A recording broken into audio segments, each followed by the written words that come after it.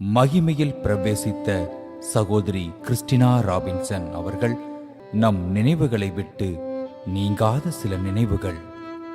இயேசு சந்திக்கிறார் ஊழியத்தின் மூலம் அநேகரை தேவனை சந்திக்க வைத்தார்.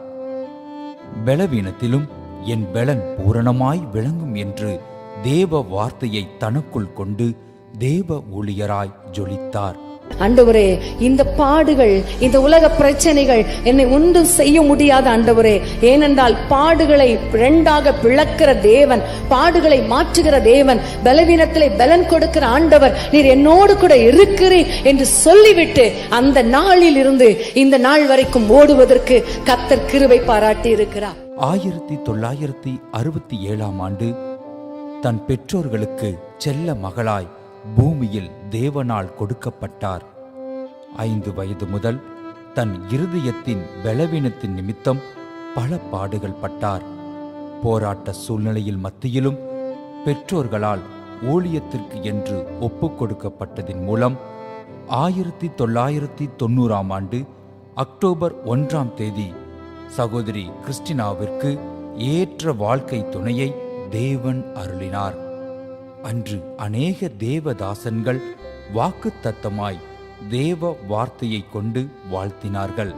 அதில் அவள் உனக்கு மனைவிக்கு மனைவியாகவும் எல்லாவற்றிற்கும் எல்லாமாகவும் இருப்பாள் என்று அன்பின் அப்போஸ்தலர் டாக்டர் DGS தினகரன் அவர்கள் மூலம் தேவன் கொடுத்த வார்த்தை ஒன்றும் குறைவில்லாமல் முற்றிலுமாய் நிறைவேறியது.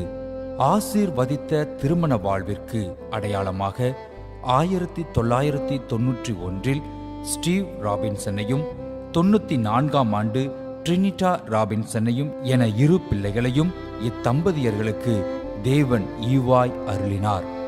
அதே ஆண்டில்தான் சதையான இருதயம் இயல்பாய் துடிக்க போராடியது.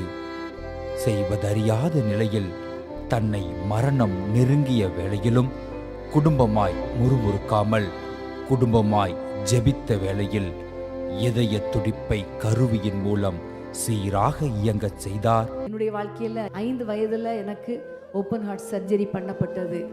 அதுக்கப்புறம் பார்த்தீங்கன்னா என்னுடைய மகள் பிறந்து ஒரு 40 நாளிலேயே எனக்கு பேஸ்மேக்கர் வைக்கப்பட்டது. இன்றைக்கு வரைக்கும் பேஸ்மேக்கர் மூலமாக தான் நான் ஓடிக்கொண்டிருக்கிறேன்.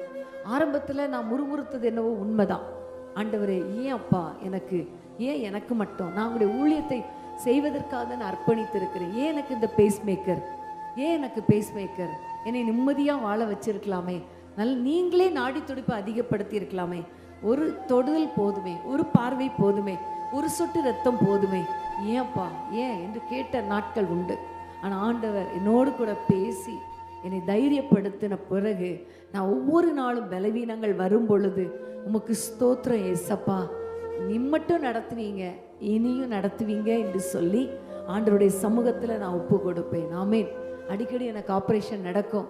அப்போ என்னுடைய கணவர் அடிக்கடி சொல்லுவாங்க, ஆப்ரேஷன் தியேட்டருக்கு போகும்போது சிரிச்சிட்டு போகிற ஒரே பெண் நீயாக தான் இருப்பேன்னு நினைக்கிறேன். அந்த மாதிரி சிரித்து எல்லாருக்கும் பை சொல்லிட்டு அப்படி நான் போகும்போது எனக்கு ஸ்தோத்திரம் பண்ணிகிட்டே போவேன். ஏன்னா ஒன்று தெரியும், ஆண்டவர் என் மேலே ஜீவன் வைத்தார்னா எனக்கு இந்த ஆப்ரேஷனில் வெற்றியை கொடுப்பார். இல்லை, அவருடைய சன்னிதானத்துக்கு எடுத்துக்கொள்ளப்படணும்னா கர்த்தர் என்னை எடுத்துக்கொள்வார். அவ்வளவுதான், அதை தவிர வேற இல்லை. தன் ஊழியத்திற்கென்று சகோதரி கிறிஸ்டினாவை கருவியாய் இன்னும் அதிகமாய் பயன்படுத்தினார்.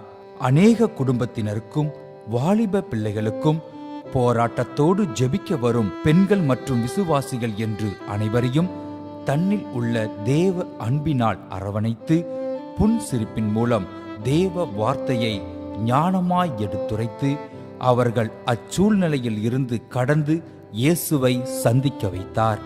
தனக்கு பல பாடுகள் வேதனைகள் இருந்த போதிலும் ஒரு நாளும் அதை வெளிக்காட்டாமல் தேவனுக்காக தன் கணவரோடு இணைந்து மகிழ்ச்சியாகவும் பல இக்கட்டான தருணங்களிலும் மனம் தளராமல் தேவ திட்டத்தை விரிவுபடுத்தி நிறைவு செய்தார்.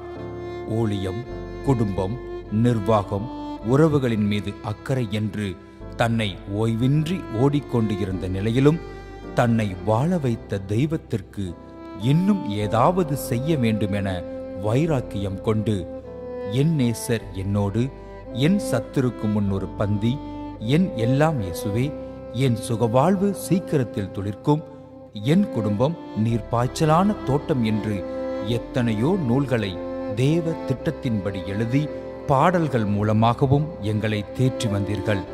இன்னும் அநேக பாடல்களையும் எழுதியுள்ளீர்கள். இன்னும் உம்மை கிட்டி சேரனா வாஞ்சையோடு சமீபிக்கிறேன். அநேகர் ஆசீர்வதிக்கும்படியாக வெளியிட்டு 29 ஆண்டுகள் தேவனின் சுத்த கிருபையால் இதய துடிப்பை கருவியோடு இயங்கச் செய்து 2023ஆம் ஆண்டின் மார்ச் மாத கூட்டங்களையும் தொடர்ந்து நடத்தினார். மார்ச் 8ஆம் தேதி பெண்கள் தினத்தில் சிறப்பு தேவ செய்தியை காலை இயேசு அழைக்கிறார் ஜெபகோபுரத்தில் கொடுத்துவிட்டு மாலை இயேசு சந்திக்கிறார் ஊழியத்திலும் பெண்களுக்காக தேவ செய்தியை எழுச்சியுடன் வழங்கினார்.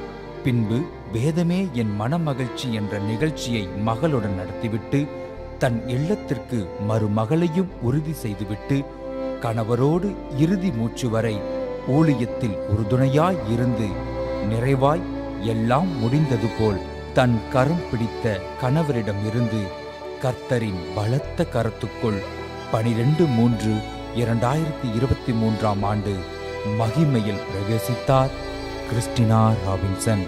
பூமியில் பரிதவிப்பு, பரலோகத்தில் ஆர்ப்பரிப்பு. நீங்கள் விட்டுச் சென்ற 1000 நினைவுகள், 1000 நன்மைகள் இது கனவாக கலைந்துவிடும் என்று நாங்கள் நினைத்தோம். ஆனால் எங்கள் நினைவிலும் எல்லா உணர்விலும் கலந்துவிட்டீர்கள். புன்னகைக்கு சொந்தமாய் பூ போல் அப்பா மடியில் உள்ளீர்கள். எங்களால் புலம்பவும் தெரியவில்லை, புன்னகைக்கவும் முடியவில்லை. மரித்தும் இன்னும் எங்களுடன் தான் பேசிக் கொண்டிருக்கிறீர்கள். ஜெபம் செய்யும் போது ஆண்டவா பிரியமானதை இப்போ காட்டும் செய்ய ஆயத்தம். மண்ணான மனிதன் மண்ணுக்கே திரும்புவான் என்ற வார்த்தை மெய்யான போது 1000 மக்கள் அடக்க ஆராதனையில் தன் கண்ணீரை அடக்க முடியாமல் ஸ்தோத்திரத்தோடு கலந்து கொண்டனர். சமூக வலைதளங்கள் மூலமாகவும் பொதுமக்கள் யூடியூப் மூலமாகவும் தன் ஆறுதலை தொடர்ந்து எங்களுக்கு இன்று வரை தெரிவித்து வருகிறீர்கள். இதற்கு எல்லாம் ஒரே காரணம் சகோதரி கிறிஸ்டினா ராபின்சன் அவர்கள் ஜெபத்திற்கும் முழங்கால் யுத்தத்திற்கு கிடைத்த பலனாகவே எண்ணுகிறோம். அநேக சாட்சிகள் இயேசு சந்திக்கிறார் ஊழியத்தின் மூலம் எழும்பியுள்ளார்கள். எங்களோடு இருந்தவரை ஒரு கிறிஸ்டினா ராபின்சன் தான். ஆனால் இன்று எண்ணற்ற கிறிஸ்டினாக்களை எழுப்பியுள்ளீர்கள். உங்கள் இழப்பின் மூலம் நீங்கள் எவ்வளவு வேதனை பாடுகள் மத்தியிலும் மகிமையான ஊழியத்தை சாதனையாக செய்தீர்கள் என்று நினைத்து பல பெண்களை எழுச்சியுடன் எழும்ப செய்தீர்கள். உலகம் எவ்வளவு முயற்சித்தும் ஆண்டவர் திட்டத்தை மாற்ற முடியாது. காலங்கள் எவ்வளவு மாறினாலும் உங்கள் நினைவுகளை நாங்கள் மறக்க முடியாது. எஞ்சிய ஆண்டுகள் எங்களுடன் தான் இருப்பீர்கள் என்று நாங்கள் கெஞ்சிய போது தரணியில் நிரந்தரமில்லை என்று சங்கீதக்காரன் 116:15 பாடியபடி கர்த்தருடைய பரிசுத்தவான்களின் மரணம் அவர் பார்வைக்கு அருமையானது என்பது போல இயேசு அவளை நோக்கி, நானே உயிர்த்தெழுதலும் ஜீவனுமாயிருக்கிறேன், என்னை விசுவாசிக்கிறவன் மரித்தாலும் பிழைப்பான் என்று யோவான் 11:25 கூறியிருக்கிறார். மத்தேயு 11:28 படி, வருத்தப்பட்டு பாரம் சுமக்கிறவர்களே, நீங்கள் எல்லாரும் என்னிடத்தில் வாருங்கள், நான் உங்களுக்கு இளைப்பாறுதலை தருவேன் என்று நீங்கள் இளைப்பாறுகிறீர்கள். தேவ செய்தி மூலம் தினமும் எங்களுடன் தான் பேசிக் கொண்டிருக்கிறீர்கள். ஒவ்வொன்றிற்கும் ஒரு காலம் உண்டு. எங்கள் மனதில் என்றுமே நீங்காத இடம் உண்டு. என்றும் நீங்கா நினைவுகளுடன் அன்பின் உள்ளங்கள்.